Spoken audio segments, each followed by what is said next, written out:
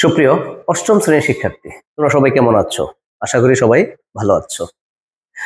আজকে তোমাদের আমি আরো একটি ক্লাস নিয়ে হাজির হয়েছে, সেটি হলো অম্ল, ক্ষার, লবণ। এটি তোমাদের 9-এ আছে, 10-এ আছে, একাদশে আছে, দ্বাদশে আছে। যদি এই অধ্যায়টি ভালো করে বুঝতে পারো, আমি শিওর তুমি নবম, দশম, একাদশ এবং দ্বাদশে তোমার এই রসায়নে এই সকল অ্যাসিড, ক্ষারক, লবণের উপর তোমার কোনো ধরনের আর টেনশন করতে হবে না। আমি তোমাদের পূর্বেই বলেছিলাম, অষ্টম শ্রেণী হলো তোমার বিজ্ঞান বই যেটা আছে সেটা ফিজিক্স, কেমিস্ট্রি এবং জীববিজ্ঞানে হাতে খড়ি। তুমি যদি এটা ভালো করে আয়ত্ত করতে পারো তাহলে তোমাদের ভবিষ্যৎ খুব উজ্জ্বল। দেখো আজকে আমাদের কন্টেন্টে কি কি আছে। অ্যাসিড কাকে বলে, ক্ষারক কাকে বলে, ক্ষার কাকে বলে, সকল ক্ষারই ক্ষারক ব্যাখ্যা করো। CH4 অ্যাসিড নয়, নির্দেশক।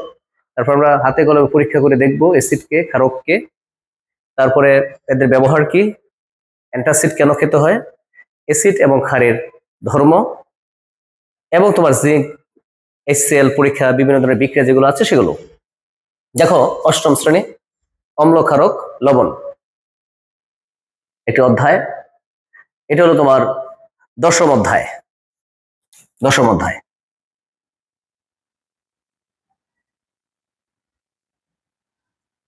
দেখো আমি অলরেডি ডিসপ্লেতে কিছু ফ্রুটস নাম লিখে রেখেছি। আঙ্গুর, কমলা, লেবু, এর মধ্যে আছে সাইট্রিক অ্যাসিড, তেঁতুল, tartaric acid, tomato, oxalic acid, apple, আনারস, এগুলোতে মেলিক অ্যাসিড। তোমাদের এই অধ্যায়ের প্রথম পেজে এগুলো লেখা আছে। এগুলো কিন্তু ফল, ফ্রুটস। তাই ফল এবং শাকসবজিতে যে সকল অ্যাসিড পাওয়া যায় তাদেরকে বলা হয় তোমার জৈব অ্যাসিড। তাই এই যে অ্যাসিড গুলা তোমরা দেখতে পাচ্ছ, এই প্রত্যেকটাই হলো তোমার জৈব অ্যাসিড। তাহলে শাকসবজি এবং ফল, ফ্রুটসে যে সকল অ্যাসিড পাবো সেদেরকে কি বলবো তোমরা? জৈব অ্যাসিড বলবো। এই সকল অ্যাসিড ছাড়াও, এগুলো কিন্তু অবজেক্টিভ তোমাদের আসবে, এই জৈব অ্যাসিড ছাড়াও আর কতিপয় অ্যাসিড আছে, তাদের নাম হলো খনিজ অ্যাসিড। খনিজ এবং আকরিক থেকে এই সকল অ্যাসিড পাওয়া যায়, তৈরি করা যায়। For example hydrochloric acid, sulphuric acid, phosphoric acid, তারপরে তোমাদের পারক্লোরিক অ্যাসিড, এক্সেপ্ট্রা এক্সেপ্ট্রা, কার্বনিক অ্যাসিড, আরো আছে। এই সকলকে অ্যাসিডকে বলা হয় খনিজ অ্যাসিড। তুমি জৈব অ্যাসিড চিনবে কিভাবে?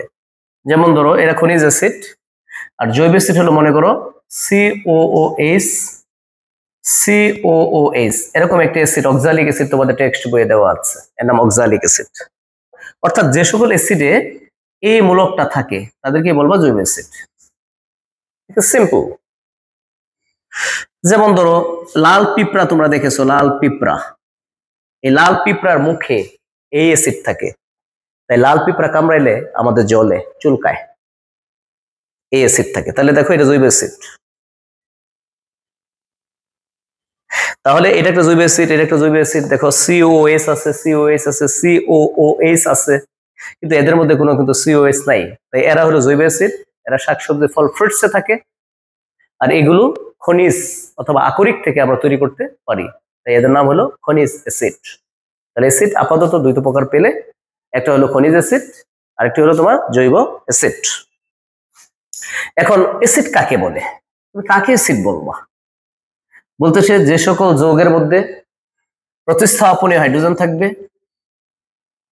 এবং এরা যদি জলীয় দ্রবণে তোমার এই প্রোটন ত্যাগ করতে পারে তাহলে তাকে বলবা অ্যাসিড। প্রোটন, একদম সিম্পল কথা। যে সকল অ্যাসিডের মধ্যে প্রতিস্থাপনীয় হাইড্রোজেন থাকবে, এই যে হাইড্রোজেনটা তোমরা দেখতেছো, এই হাইড্রোজেনটাকে বলা হয় প্রতিস্থাপনীয় হাইড্রোজেন। স্থাপনীয় হাইড্রোজেন, অর্থাৎ একে প্রতিস্থাপন করা যায়। এবং ইহা যদি পানির সাথে, পানিতে দ্রবীভূত হয়ে প্রোটন ত্যাগ করতে পারে, এটা প্রোটন, H+ আয়ন, তাহলে তাদেরকে বলবা অ্যাসিড। আরেকটা এক্সাম্পল দেই, H2SO4, এটাও পানির সাথে মিশ্রিত হয়ে তুমি দেখো প্রোটন ত্যাগ করতে পারে। দেখো এই প্রোটন ত্যাগ করেছে 2H+। তাহলে এখানে কয়টা প্রতিস্থাপন হাইড্রোজেন আছে? দুটি। এখানে কয়টি প্রতিস্থাপন হাইড্রোজেন আছে? একটি। এরা পানিতে দ্রবীভূত হয়ে প্রোটন ত্যাগ করতে পেরেছে, তাই তুমি এদেরকে বলবা অ্যাসিড। তাহলে অ্যাসিড কাকে বলবো? যে সকল যৌগের মধ্যে প্রতিস্থাপনে হাইড্রোজেন থাকে এবং এরা পানিতে দ্রবীভূত হলে প্রোটন ত্যাগ করতে পারে, তাদেরকে কি বলবা? অ্যাসিড। আশা করি তোমরা এই অ্যাসিডের সংজ্ঞাটা বুঝতে পেরেছ।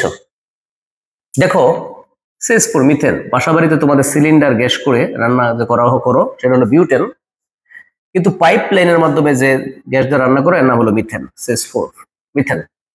এটা একটা অ্যালকেন মিথেন।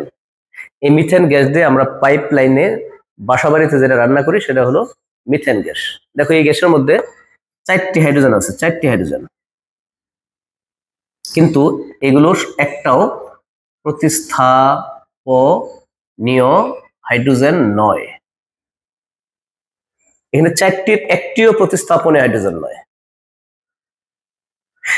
অর্থাৎ যেহেতু প্রতিস্থাপনের হাইড্রোজেন নাই, সেহেতু এর মধ্যে হাইড্রোজেন থাকলেই তাকে যে অ্যাসিড বলতে পারবা সেটা কিন্তু বলতে পারবা না, কারণ এটা প্রতিস্থাপনের হাইড্রোজেন না।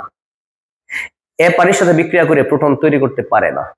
তোমাদের টেক্সট বইয়ে আছে মিথেনকে অ্যাসিড বলা হয় না কেন, যদিও এর মধ্যে 4টি হাইড্রোজেন আছে, 1টি না, 2টি না, 3টি না, 4টি। কারণ এইটা প্রতিস্থাপনের হাইড্রোজেন না এবং ইহা পানির সাথে দ্রবীভূত হয়ে তোমার প্রোটন ত্যাগ করতে পারে না। এই জন্য মিথেনের মধ্যে হাইড্রোজেন থাকলেও ইহা অ্যাসিড নয়। আশা করি এই কোশ্চেনটা তোমরা বুঝতে পেরেছ যে হাইড্রোজেন থাকলে অ্যাসিড বলা যাবে না, হাইড্রোজেন থাকতে হবে প্রতিস্থাপনীয় হাইড্রোজেন, তাহলে তুমি তাকে অ্যাসিড বলবা। এখন হলো ক্ষারক। ক্ষারক ক্ষারক হলো ধাতুর অক্সাইড প্লাস হাইড্রোক্সাইড।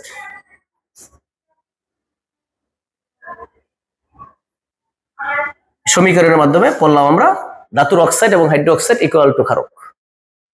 ধাতুর অক্সাইড এবং হাইড্রোক্সাইডকে ক্ষারক বলা হয়। ফর এক্সাম্পল ক্যালসিয়াম অক্সাইড ধাতুর অক্সাইড, সোডিয়াম হাইড্রোক্সাইড। এই ধাতুর অক্সাইড এবং হাইড্রোক্সাইডকে ক্ষারক বলে। খুব মনোযোগ দিয়ে খেয়াল করবা, ধাতুর অক্সাইড এবং হাইড্রোক্সাইডকে ক্ষারক বলা হয়। আমি আবার বলতেছি, ধাতুর অক্সাইড এবং হাইড্রোক্সাইডকে ক্ষারক বলে। তাহলে একটু খেয়াল করে দেখো ক্ষার কাকে বলে, যেমন sodium hydroxide, magnesium hydroxide, calcium hydroxide, তোমার অ্যালুমিনিয়াম হাইড্রোক্সাইড, এরা সবাই কিন্তু ক্ষারক। এদের মধ্যে এই 3টা ক্ষারক হলো পানিতে দ্রবীভূত হয়, কিন্তু এইটা পানিতে দ্রবীভূত হয় না, এটা পানিতে দ্রবণীয় নয়। মনোযোগ দিবা, এরা সবাই কিন্তু পানিতে দ্রবণীয়, কিন্তু একমাত্র এইটা পানিতে দ্রবণীয় নয়। এরা সবাই হলো ক্ষারক, কিন্তু পানিতে যারা দ্রবীভূত হয় তাদেরকে বলা হয় ক্ষার। ক্ষার। তাহলে যে সকল ক্ষারক পানিতে দ্রবীভূত হয় তাদেরকে কি বলবা? ক্ষার। একদম সহজ। যে সকল ক্ষারক পানিতে দ্রবীভূত হয় তাকে বলা হয় ক্ষার, আর যেটা দ্রবীভূত হয় না তাদেরকে ক্ষার বলবা না।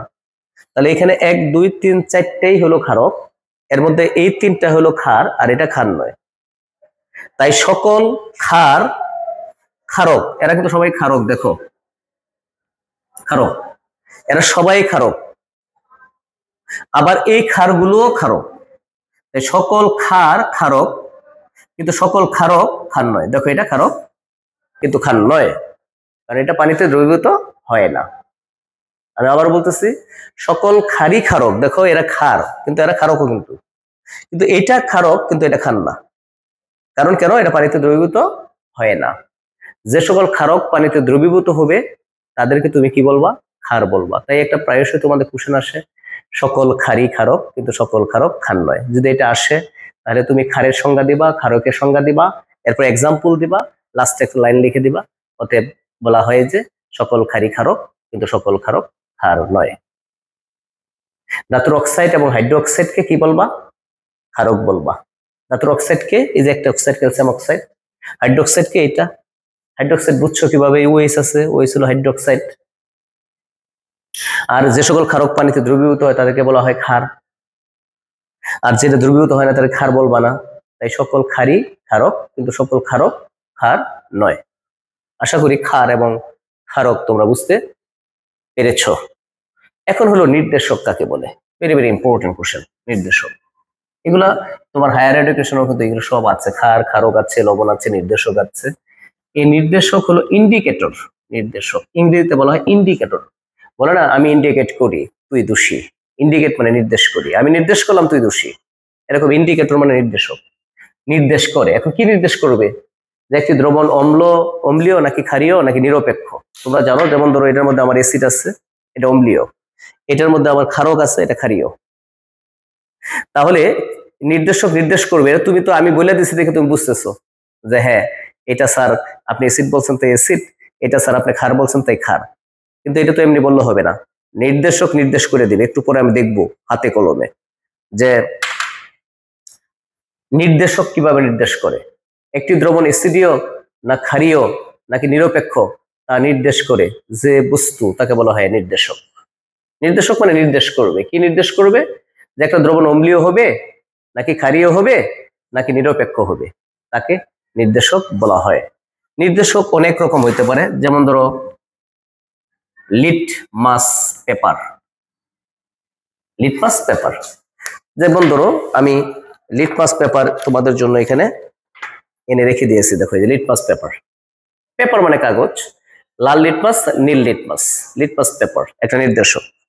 তারপরে হলো তোমাদের বইয়ে আছে মিথাইল অরেঞ্জ, মিথাইল অরেঞ্জ আছে, মিথাইল রেড, মিথাইল রেড আছে, ফেনফথালিন, ফেনফথালিন, এই সকল নির্দেশক তোমাদের বইয়ে লেখা আছে। Litmus paper, methyl orange, methyl red and last one phenolphthalein. নির্দেশক কি, একটি দ্রবণ অম্লীয় নাকি ক্ষারীয় নাকি নিরপেক্ষ তা নির্দেশ করে। নির্দেশক প্রকারকে এরা। আমরা এখন দেখব, আমরা জানি সাধারণত তোমার অ্যাসিড নীল লিটমাসকে লাল করে, অ্যাসিড নীল লিটমাসকে লাল করে। তুমি দেখো এটার মধ্যে কিন্তু অ্যাসিড, আর এটা হলো একটা নীল লিটমাস পেপার। আমি দেখবো এই অ্যাসিডটা তোমার ম্যাজিকের মতো কিন্তু লাল হয়ে যাবে যদি এই দ্রবণটা অম্ল হয়, অ্যাসিড হয়। আমি জানি না এটা অম্ল কিনা, দেখি নীল লিটমাসকে লাল করবে। তোমরা দেখো কত সুন্দর একটি কালার ফর্ম করেছে, দেখো আগে ছিল নীল, এখন কি হয়ে গেছে তুমি দেখো লাল হয়ে গিয়েছে। অর্থাৎ তাহলে এই দ্রবণ যেটা আছে এটা অবশ্যই অ্যাসিড দ্রবণ, কারণ আমরা জানি অ্যাসিড নীল লিটমাসকে লাল করে। দেখো এই যে করেছে। এখন আমরা ধরো এখানে ক্ষার আছে কিনা ক্ষার আমি জানি না, ক্ষার করে কি তোমার লাল লিটমাসকে নীল করবে, ক্ষার। দেখো এই যে ক্ষার, এখন আমি এখানে দেখো একটা লাল লিটমাস রেখেছি, এখন যদি আমি এখানে প্রবেশ করাই দেখো, দেখি নীল করে কিনা। তুমি দেখো, দেখো আমি তুলেছি, দেখো লাল লিটমাসকে নীল করেছে। আমরা জানি ক্ষার লাল লিটমাসকে নীল করে, আর অ্যাসিড নীল লিটমাসকে লাল করে। দেখো আমরা একদম প্র্যাকটিক্যালি প্রমাণ করে দিলাম যে এখানে অ্যাসিড এবং ক্ষারক আছে। এই নির্দেশক একটি বস্তু অ্যাসিডীয় নাকি ক্ষারীয় নাকি নিরপেক্ষতা নির্দেশ করলো কিন্তু লিটমাস পেপার। আশা করি তোমরা এই নির্দেশকও বুঝতে পেরেছ। আমরা নির্দেশকের পরীক্ষা করে বুঝিয়ে দিলাম। এখন একটু খেয়াল করে দেখো তোমরা মনোযোগ দিয়ে দেখো, লবণ কাকে বলে। লবণ, সল্ট, লবণ। দেখো এটা একটা অ্যাসিড, হাইড্রোক্লোরিক অ্যাসিড, এটা হলো একটা ক্ষার। অ্যাসিড এবং ক্ষার কিন্তু বিক্রিয়া করে, তোমরা জানো এটা হলো প্লাস এটা মাইনাস, এটা হলো প্লাস এটা মাইনাস। তোমাদের ছাত্রছাত্রীরা বলে স্যার আমরা বিক্রিয়া বুঝি না, বিক্রিয়া অত্যন্ত কঠিন লাগে। আমি বলি বিক্রিয়া অত্যন্ত সহজ। দেখো শুধু খালি এটা মনে রেখো, এটা প্লাস এটা মাইনাস, এটা প্লাস এবং এটা মাইনাস। এই সোডিয়াম ক্লোরিনকে ধরবে, হবে সোডিয়াম ক্লোরাইড, আর এই হাইড্রোজেন আর অক্সিজেন একত্রে মিলে পানি। অর্থাৎ তুমি যদি কোনো বিক্রিয়ায় হাইড্রোজেন আর অক্সিজেন একত্রে দেখো 100% পানি উৎপন্ন হবে, এই পানি উৎপন্ন হয়েছে। আর অ্যাসিড এবং ক্ষারক বিক্রিয়া করে যে যৌগটা উৎপন্ন করছে এটা হলো লবণ। তাহলে অ্যাসিড এবং ক্ষারক বিক্রিয়া করে যে যৌগ উৎপন্ন করে তাকে কি বলে, লবণ বলে। লবণ, অ্যাসিড এবং ক্ষারক বিক্রিয়া করে যে যৌগ উৎপন্ন করে তাকে কি বলা হয়, লবণ। এটার নাম হলো সোডিয়াম ক্লোরাইড, যে লবণ তোমরা বাসাতে খাচ্ছ, সোডিয়াম সোডিয়াম ক্লোরাইড। ক্লোরাইড। তাহলে লবণ বুঝতে পেরেছ? Sodium chloride. লবণ নিরপেক্ষ হতে পারে, লবণ অম্লীয় হতে পারে, লবণ ক্ষারীয়ও হতে পারে। এটা কিভাবে নির্ভর করবে, তুমি চিনবা কিভাবে যে নিরপেক্ষ হবে নাকি অম্লীয় হবে নাকি ক্ষারীয় হবে? তুমি দেখো, এটা তীব্র অ্যাসিড আমি জানি, এটা তীব্র ক্ষার আমরা জানি। তাহলে তীব্র অ্যাসিড এবং তীব্র ক্ষার বিক্রিয়া করে যে লবণ হবে এটা হবে নিরপেক্ষ লবণ, যদি তীব্র হয়।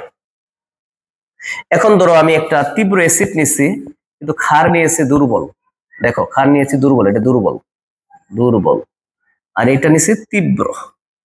তাহলে এখানে লবণ উৎপন্ন হবে NH4Cl প্লাস পানি। তোমাদের বলেছি যে হাইড্রোজেন অক্সাইড একত্রে থাকলে 100% পানি উৎপন্ন হবে। তুমি জানো এটা প্লাস এটা মাইনাস, এটা প্লাস এটা মাইনাস। NH4 প্লাসের Cl কে ধরেছে NH4Cl, এটা হলো লবণ। এই লবণটা হবে অম্লীয়, কেন? এটা তীব্র, এটা দুর্বল। তাই যেটা তীব্র হবে সেটা প্রাধান্য বেশি বৃদ্ধি পাবে। স্বাভাবিক, ধরো এটা আমি শক্তিশালী আর এটা দুর্বল তুমি, তাহলে মারামারি করে কিন্তু আমি জিতবো, আমি সেট। তাই এই লবণের প্রকৃতি হবে অম্লীয়, অম্লীয় অম্লীয়। কারণ ক্ষারকটা তো দুর্বল, তাই ক্ষারকের তোমার বৈশিষ্ট্য এ বহন করবে না, এতটা কম করবে। অ্যাসিডের বৈশিষ্ট্যটা বেশি বহন করবে। তাই এই লবণের প্রকৃতি হবে কি বলো? অম্লীয়। আশা করি তোমরা বুঝতে পেরেছ যে অ্যাসিড এবং ক্ষারক বিক্রিয়া করে লবণ আর পানি উৎপন্ন করবে। লবণ অনেক ধরনের হতে পারে, অম্লীয় হতে পারে, ক্ষারীয় হতে পারে, নিরপেক্ষ হতে পারে। এই ক্ষেত্রে নিরপেক্ষ, কারণ এটাও তীব্র এটাও তীব্র, কিন্তু এটা দুর্বল এটা তীব্র, তাই এটা হবে তোমার অম্লীয় লবণ। আশা করি তোমরা লবণ কাকে বলে এটাও বুঝতে পেরেছ। এখন আমরা ক্ষার এবং অ্যাসিড ব্যবহার করে কি করব? তোমরা বিশ্বাসও করবা না, সারা বাংলাদেশে যতগুলো গার্মেন্টস ইন্ডাস্ট্রি আছে, যতগুলো জুতার ইন্ডাস্ট্রি আছে, যতগুলো বিভিন্ন ইন্ডাস্ট্রি আছে, সকল ইন্ডাস্ট্রিতে কি পরিমাণ অ্যাসিড এবং ক্ষারক ব্যবহার করা হয়ে থাকে লবণ, কল্পনাও করা যায় না। অ্যাসিড এবং ক্ষারক এবং লবণের ব্যবহার কিন্তু অনেক অনেক বেশি। তোমাদের সবচেয়ে চিরাচরিত যে ব্লিচিং পাউডার ব্যবহার করো, সেই ব্লিচিং পাউডার তৈরি করতে কিন্তু আমরা ক্যালসিয়াম হাইড্রোক্সাইড ব্যবহার করি, ক্লোরিন গ্যাস ব্যবহার করি। এই ব্লিচিং CaOCl হয়ে যায়। বাড়িতে আমরা ব্লিচিং পাউডার ব্যবহার করে থাকি, বিশেষ করে বাথরুমে কিন্তু আমরা ব্লিচিং পাউডার ব্যবহার করে থাকি। স্কুল এবং কলেজে বাথরুমে আমরা কিন্তু ব্লিচিং পাউডার দেওয়ার পরে আবার ছিটিয়ে দিই জীবাণুকে মারার জন্য। তাহলে দেখো, এটা কিন্তু একটা ক্ষারক ব্যবহার করছে। ক্ষারকের কিন্তু অনেক ব্যবহার আছে, এর মধ্যে মোস্ট পপুলার ব্যবহার হলো এটা, যেটা তোমরা বাসা বাড়িতেও কিন্তু বাথরুমে ব্যবহার করে থাকো। এখন দেখো, চুনের পানি ক্যালসিয়াম হাইড্রোক্সাইড কে আমরা পানির সাথে মিশিয়ে সুন্দর করে কিন্তু আমরা এই যে ঘরের যে দেয়াল আছে, দেয়াল কিন্তু হোয়াইট ওয়াশ করার জন্য আমরা ব্যবহার করে থাকি। হোয়াইট ওয়াশ, চুনের পানি, এটা ক্যালসিয়াম হাইড্রোক্সাইড চুনের পানি। এই চুনের পানিকে আমরা হোয়াইট ওয়াশ অর্থাৎ দালান কাম করার জন্য, আমরা কিন্তু দালানের যে ওয়াল আছে, ওয়ালকে হোয়াইট ওয়াশ করার জন্য আমরা কিন্তু ব্যবহার করে থাকি। তাহলে দেখো, তোমাদের যে বাসা বাড়ি আছে সেখানেও কিন্তু হোয়াইট ওয়াশ করা আছে, এবং ব্লিচিং পাউডার তোমাদের বাথরুমে ব্যবহার করতে পারো কিন্তু। তাহলে কিন্তু দেখো, আমাদের ক্ষারকে কিন্তু ব্যবহার আছে, তোমাদের টেক্সট বইয়ে এই ব্যবহারটা আছে। দেখো অ্যাসিডের ব্যবহার কি, আরো ক্ষারকের কি ব্যবহার আছে। তোমার কিন্তু প্রায়শই দেখবা তোমার অথবা তোমার বাসা বাড়িতে যারা আছে অথবা তোমার সহপাঠী যারা আছে, সবাই কিন্তু বুক জ্বলে, পেট জ্বলে। এটা কিসের জন্য তোমরা জানো? তোমার পেটে আল্লাহ তাআলা বলছে প্রতিনিয়ত সেকেন্ডে সেকেন্ডে হাইড্রোক্লোরিক গ্যাস তৈরি হচ্ছে, অ্যাসিড তৈরি হচ্ছে, HCl হাইড্রোক্লোরিক অ্যাসিড। এটা প্রত্যেকটা মানুষেরই আল্লাহ তাআলা সিস্টেম করে দিয়েছে যে HCl তৈরি হবে। এই HCl তুমি যে খাবার খাচ্ছ, সেই খাবারকে পাচিত করতে এই HCl ব্যবহৃত হচ্ছে। যদি HCl পাকস্থলীতে তৈরি না হয়, তাহলে তুমি যে খাবার খাবে সেই খাবার কিন্তু হজম হবে না সহজে, তাহলে কিন্তু তোমার বিপদ হবে। তাই হাইড্রোক্লোরিক অ্যাসিড কিন্তু অবশ্যই তোমার শরীরের জন্য অবশ্যই অবশ্যই দরকার। কিন্তু যদি একটু বেশি পরিমাণে এটা উৎপন্ন হয়ে যায়, তাহলে কিন্তু তোমার বিপদ হবে। অথবা তুমি সকালের খাবার সকালে খাও না, দুপুরের খাবার দুপুরে খেলে না, খেলে সারাদিন পর, তাহলে তোমার এই পাকস্থলীতে কিন্তু সারাদিনের যে সেল তৈরি হয়েছে, সেটা কিন্তু সেই রাতে যে খাবার খেয়েছো সেই খাবারকে পাচিত করার পরেও কিন্তু তোমার পেটের ভিতরে অ্যাসিড পড়ে যাচ্ছে। ফলে সেই অ্যাসিডটা খাবার না পেয়ে তোমার যে নাড়ি বুড়ি যেগুলো আছে সেগুলোকে কি করবে? ঝলসে দিবে, পুড়ে দিবে। এজন্য তোমার বুক পেট জ্বালা পোড়া করে। তাই 3 বেলা সঠিক সময়ে তোমার খাবার খেতে হবে। সকালের খাবার সকাল, দুপুরের খাবার দুপুর, এবং রাতের খাবার রাতেই খেতে হবে। তাহলে আল্লাহ তাআলা তোমার পেটের ভিতরে পাকস্থলীর মধ্যে যে পরিমাণ হাইড্রোক্লোরিক অ্যাসিড তৈরি করাচ্ছেন, সেটুকু কিন্তু ওই খাবারের সাথে কনজিউমিং হয়ে যাবে, তোমার পেটে কিন্তু আর অতিরিক্ত অ্যাসিড থাকবে না। যদি কোনো কারণে অ্যাসিড হয়েই যায় তাহলে কি করবা, অ্যান্টাসিড মানে অ্যান্টি অ্যাসিড, অ্যাসিডকে মারার জন্য বিপরীত একটা দিতে হবে ক্ষার। সেটা হতে পারে অ্যালুমিনিয়াম হাইড্রোক্সাইড বা ম্যাগনেসিয়াম হাইড্রোক্সাইড, আমরা যেগুলো খাই বাসা ইয়েতে কিনে সাদা অ্যান্টাসিড বোতলে, তোমরা দেখেছো সাদা অ্যান্টাসিড বোতলে আমরা কিন্তু কিনে থাকি সাদা। সেই অ্যান্টাসিডের উপাদান হলো ম্যাগনেসিয়াম হাইড্রোক্সাইড আর অ্যালুমিনিয়াম হাইড্রোক্সাইড। এটা ক্ষারক আর এটা হলো একটা অ্যাসিড। তাহলে এটা হলো ক্ষারক আর এটা কি অ্যাসিড। এরা কিন্তু দুইটা শত্রু, কিন্তু এই অ্যাসিড এবং ক্ষারক পরস্পর মারামারি করবে, মারামারি করে সেই অ্যাসিডকে মেরে ফেলবে, তোমার বুকের জ্বালা নিবারণ হয়ে যাবে। তুমি জানো এটা প্লাস এটা মাইনাস, এটা প্লাস এটা মাইনাস। আমি এর আগে যখন তোমাদের একটা চ্যাপ্টার পড়াইছিলাম প্রতিসংখ্যক যোজনী, সেখানে কিন্তু দেখছিলাম কিভাবে যৌগ গঠন করে। তুমি দেখো অ্যালুমিনিয়াম যোজনী 3 আর OH এর যোজনী 1, এক দেওয়া যে কথা না দেওয়া একই কথা। এখানে হাইড্রোজেনের যোজনী 1, ক্লোরিনের যোজনী 1। অ্যালুমিনিয়াম যখন ক্লোরিনকে ধরবে তখন একটি অ্যালুমিনিয়াম 3টি ক্লোরিনকে ধরবে, যদিও এখানে 3টি ক্লোরিন নাই, কিন্তু সেটা ফ্যাক্টর না। কারণ হলো আমরা জানি অ্যালুমিনিয়ামের যোজনী 3 আর ক্লোরিনের যোজনী জানি 1। যখন এরা যৌগ গঠন করবে তখন তারা যোজনী ইন্টারচেঞ্জ করবে। এই হলো অ্যালুমিনিয়াম ক্লোরাইড। দেখো অ্যালুমিনিয়াম কয়টি, একটি, ক্লোরিন কয়টি, 3টি, এটা হবে। প্লাস হাইড্রোজেন অক্সিজেন একত্র থাকলেই তোমাদের বলেছে পানি উৎপন্ন হবে, এই পানি উৎপন্ন হলো। অর্থাৎ বুক জ্বালা করার পরে তুমি যে অ্যান্টাসিড খাও তাহলে এই বিক্রিয়াটা সম্পূর্ণ হবে তোমার পাকস্থলীতে এবং অ্যাসিডকে মেরে ফেলবে, ফলে তোমার বুক জ্বালা নিবারণ হবে। তোমাদের প্রায়শই কোশ্চেন আসে যে বুক জ্বালা করলে অ্যান্টাসিড খেতে হয় কেন। আশা করি তোমরা ওই অ্যান্টাসিডটাও বুঝতে পেরেছো। এখন হলো অ্যাসিড এবং ক্ষারকের ধর্ম পরীক্ষা। অ্যাসিড এবং ক্ষারকের ধর্ম পরীক্ষা। দেখো ক্যালসিয়াম কার্বনেট, এটা যদি HCl এর সাথে বিক্রিয়া করে, এটা প্লাস এটা মাইনাস, এটা প্লাস এটা মাইনাস, ক্যালসিয়াম ক্লোরিনকে ধরবে ক্যালসিয়াম ক্লোরাইড। আমরা জানি ক্যালসিয়ামের জন্য 2, ক্লোরিনের জন্য 1, ইন্টারচেঞ্জ করবে। দেখো তাহলে ক্যালসিয়াম ক্লোরাইড হয়েছে। আমরা জানি যদি কোনো যৌগে কার্বনেট থাকে 100% তোমার কার্বন ডাইঅক্সাইড উৎপন্ন হবে, আর হাইড্রোজেন অক্সাইড একত্রে থাকলে তো পানি উৎপন্ন হবেই বলেছি। দেখো হাইড্রোজেন অক্সাইড একত্রে আছে, পানি উৎপন্ন হয়েছে। কার্বনেট আছে, ডেফিনেটলি কার্বন ডাইঅক্সাইড গ্যাস উৎপন্ন হয়েছে, আর এটা ক্যালসিয়াম ক্লোরাইড লবণ উৎপন্ন হয়েছে। আমরা এটা পরীক্ষা নিরীক্ষার মাধ্যমে দেখব যে কিভাবে তোমার কার্বন ডাইঅক্সাইড গ্যাস উৎপন্ন হয়। তুমি দেখো ইতিমধ্যে আমি ক্যালসিয়াম কার্বনেট একটি যে বক্স আছে, বক্সে এনে রেখেছি, আর এইখানে আমি অ্যাসিড এনে রেখেছি। দেখো এই অ্যাসিড হাইড্রোক্লোরিক অ্যাসিড। এখন আমি এই টেস্ট টিউবে, একটি টেস্ট টিউব, দেখো একদম খালি টেস্ট টিউব, এই টেস্ট টিউবে আমি ক্যালসিয়াম কার্বনেট দিয়ে নিব, অল্প পরিমাণে নিব। দেখো এই অল্প পরিমাণে আমি নিয়ে নিয়েছি। নেওয়ার পর দেখো এই নেওয়ার পর এখানে আমি বৃষ্টিতে পানি যেগুলো আছে, বৃষ্টির পানি আমি কালেকশন করে রেখেছি, একে বলে পাতিত পানি। এই পাতিত পানি মধ্যে সুন্দর করে আমি স্টাইরিং নাড়ানি দিয়ে রাখবো। নাড়ানি দেওয়ার পর এটা কিন্তু ক্যালসিয়াম কার্বনেট নিয়েছি, দেখো ক্যালসিয়াম কার্বনেট। এখন আমি ড্রপার দিয়ে আমি এখানে তোমার অ্যাসিড, এই যে অ্যাসিড হাইড্রোক্লোরিক অ্যাসিড যুক্ত করব। তুমি দেখো খুব সুন্দরভাবে কার্বন ডাইঅক্সাইড গ্যাসের বুদবুদ তৈরি হবে। একটু দেখো ভালো করে, দেখো বুদবুদ তৈরি হচ্ছে। দেখো যদি আরো একটু অ্যাসিড দেই আমি, হাইড্রোক্লোরিক অ্যাসিড, তাহলে আরো একটু বুদবুদ তৈরি হবে। দেখো এই যে বুদবুদ তৈরি হয়েছে। তাহলে এই পরীক্ষাটা আমরা এখানে একেবারে আমরা হাতে কলমে করলাম। দেখো অর্থাৎ আমি ক্যালসিয়াম কার্বনেট দিয়েছি, এরপর আমি হাইড্রোক্লোরিক অ্যাসিড দিয়েছি, এই কার্বন ডাইঅক্সাইড গ্যাসের বাবল বুদবুদ তৈরি হয়েছে, যেটা আমরা প্র্যাকটিক্যালি করে দেখালাম। অর্থাৎ এটা দেখো মানে ধাতব কার্বনেট যে হাইড্রোক্লোরিক অ্যাসিডের সাথে বিক্রিয়া করে যে কার্বন ডাইঅক্সাইড গ্যাস উৎপন্ন করে, এটা একটা প্রমাণ। অর্থাৎ একটি অ্যাসিড ধাতব কার্বনের সাথে বিক্রিয়া করে কার্বন ডাইঅক্সাইড গ্যাস উৎপন্ন করবে। এখন দেখো আরেক কি ধর্ম আছে, অ্যাসিড তোমার ক্ষারের সাথে বিক্রিয়া করে লবণ ও পানি উৎপন্ন করে, এটা তো দেখিয়েছি একটু আগেই। ধরো H2SO4 ক্ষারকের সাথে বিক্রিয়া করবে, বিক্রিয়া করে এটা প্লাস এটা মাইনাস, এটা প্লাস এটা মাইনাস। তুমি জানো সোডিয়াম এটাকে ধরবে সোডিয়াম সালফেট। তুমি যদি এটা না জানো, সোডিয়ামের জন্য হলো 1 আর সালফেটের জন্য হলো 2, এটা টোটাল ঠুটস্থ করতে হবে। এরা ইন্টারচেঞ্জ করে যৌগ গঠন করছে সোডিয়াম সালফেট। লাস্ট তোমাদের আমি বলেছি হাইড্রোজেন অক্সাইড একত্রে থাকলে পানি উৎপন্ন হবেই, এই পানি উৎপন্ন হলো। তাহলে এটা লবণ আর এটা কি পানি, এটা প্রশমন বিক্রিয়া, মানে অ্যাসিড ক্ষারের সাথে বিক্রিয়া করে লবণ ও পানি উৎপন্ন করে, এটাও একটা ধর্ম। আবার আছে তোমার দেখো যে লবণ যে শুধুমাত্র খালি তোমার এই অ্যাসিড আর ক্ষারও বিক্রিয়া করে উৎপন্ন হবে এরকমটা না। তুমি দেখো ম্যাগনেট ধাতুর সাথে অ্যাসিড বিক্রিয়া করে লবণ উৎপন্ন করে।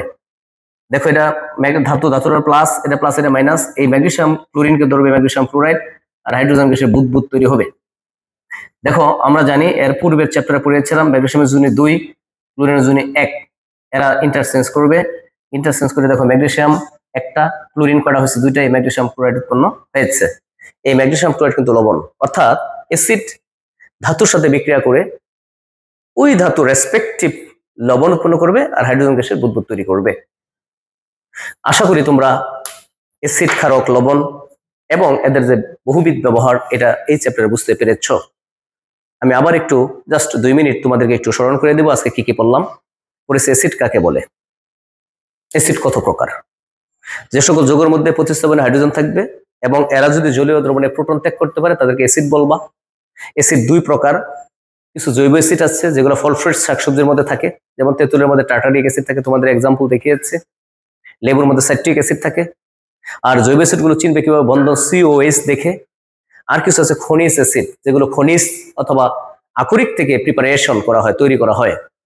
অতঃপর পড়েছি তোমাদের কি যে হাইড্রোজেন থাকলেই তোমার অ্যাসিড হবে না, যেমন মিথেনের মধ্যে 4টা হাইড্রোজেন আছে কিন্তু তারপরে অ্যাসিড না। কেন অ্যাসিড না?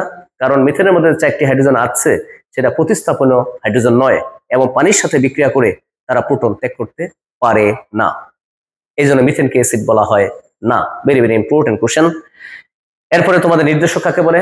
নির্দেশক হলো এমন একটি বস্তু যে একটি দ্রবণ অ্যাসিডীয় নাকি ক্ষারীয় নাকি নিরপেক্ষতা নির্দেশ করে। নির্দেশক তোমাদের টেক্সট বইয়ে কতগুলো এক্সাম্পল দেওয়া আছে। Litmus paper, methyl orange, methyl red and last one phenolphthalein. তোমরা জানো অ্যাসিড নীল লিটমাসকে লাল করে আমি প্র্যাকটিক্যালি প্রমাণ করে দেখিয়েছি, এবং ক্ষার তোমার লাল লিটমাসকে নীল করে, এটাও আমি তোমাদের প্র্যাকটিক্যাল করে দেখিয়েছি। এরপরে তোমাদের আছে কি যে অ্যাসিড এবং ক্ষারের কি কি ব্যবহার আছে। তুমি জানো বাসা বাড়িতে ব্যবহার করো ব্লিচিং পাউডার, সেই ব্লিচিং পাউডার কিন্তু চুনের পানি, ক্যালসিয়াম হাইড্রোক্সাইড দিয়ে কিন্তু তৈরি করা হয়। বাসা বাড়ির দালান কামের যে চুন কাম করা হয় সেখানে কিন্তু চুনের পানি দিয়ে হোয়াইট ওয়াশ করা হয়। অ্যান্টাসিড তোমার বুক যদি জ্বালা করে, আল্লাহ তাআলাই তোমার পাকস্থলীতে প্রতি সেকেন্ডে HCl তৈরি করাচ্ছেন।